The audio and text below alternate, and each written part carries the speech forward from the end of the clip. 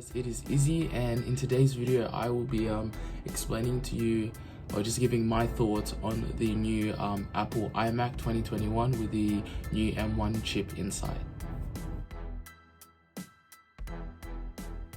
So first up with the design, it's not my favorite, I'll be honest. The bezel at the bottom really just doesn't look nice, but by all means it is really thin compared to the normal iMac, and most of the parts I'm pretty sure are in the bottom of the iMac, and it's rocking the new M1 chip. And if I'm looking to the side here, it's just I have my computer on with the information on the iMac 2021 with M1 chips. And here, if you guys know, there is three, I guess you would call models. So there's like the low tier, mid tier, and then high tier. So it all differs through price and performance.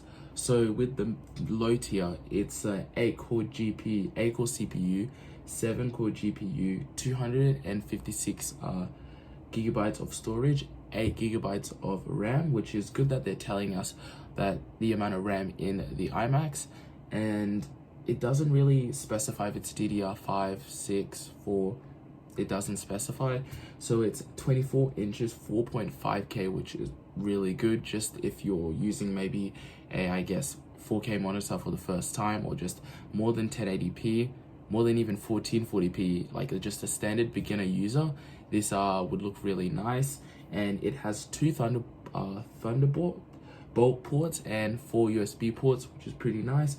And I guess they're trying to push in the use of USB Type-C, which I understand it's fair, and it does come with the Magic Keyboard and obviously the mouse, and it's coming at 1.9 Australian dollars, 1.9 grand, so 1.9K, and this is in Australian dollars, as I do live in Australia, so the prices are a bit higher compared to the US prices. And then the mid tier comes with 8-core CPU, 8-core GPU, so you can see a bit of the upgrade in the GPU. And it says 256 gigs storage, so the same, 8 gigabytes still the same.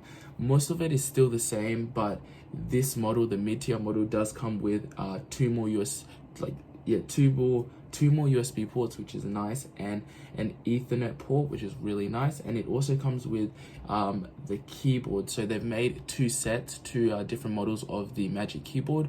So the first tier, the low tier, comes with just a standard Magic Keyboard, but the mid and high tier come with the Magic Keyboard, which actually has a touch ID, which is really nice. So if you want to like log in into your just, I guess, account, get into stuff, you just have to use your finger, which is a really great addition to, I guess, the Magic Keyboard. And that's pretty much it. And it comes around 2.2K, which I understand it's Apple prices, so I'm not really surprised. And the high tier, so the highest tier, it's just an 8-core CPU, 8-core GPU, nothing really different, except for the fact that it has more storage. So this one has 512 gigabytes of storage, which is nice. And the colors, they've gone for more of like a pastel kind of. So with the iPhone 11, how they had with that pastel green, yellow, they've kind of went the same route with this. And actually these colors go back to, I think I'm not too sure what year, but the old iMacs back in, I think it was the first iMacs made, one of the first iMacs made had, it was this big bulky design, and they had different colors in that. So they're kind of trying to bring it back in. I will pop up a photo just to show you guys, but they're trying to bring back that, I guess, nostalgia, even though like I was way ahead of the release of the first iMac. But I can kind of see what they're doing with the iMac. It's nice, don't get me wrong, like in my opinion, I think it's a really good, I guess, beginners like system into iMacs. And coming out 1.9K, I understand it's like a really high price, but with its Apple prices, I'm not surprised. And it does bring a lot of performance that is really good for just beginners, or maybe even when it comes to film editing, even photography at times. So I feel like this is really a great choice. And I did forget to tell you that the first tier, the lowest tier, actually only comes with 4 colors, and then the last 2 tiers come with all the colors, which is I guess a downgrade kinda in terms of just customization wise, but honestly I still think it's pretty good in my opinion.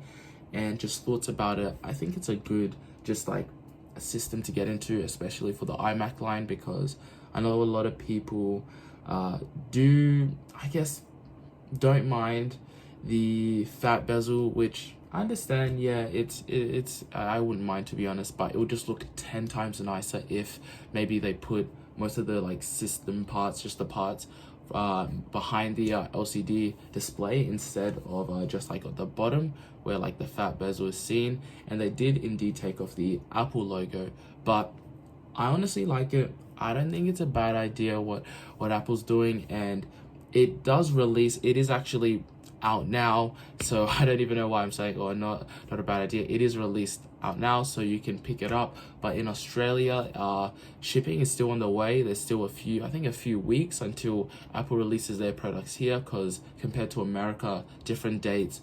So yeah, if you did enjoy the video, please hit the like, comment down below what you think about the new iMac 2021 with the M1 chips, and definitely subscribe, that'll be great.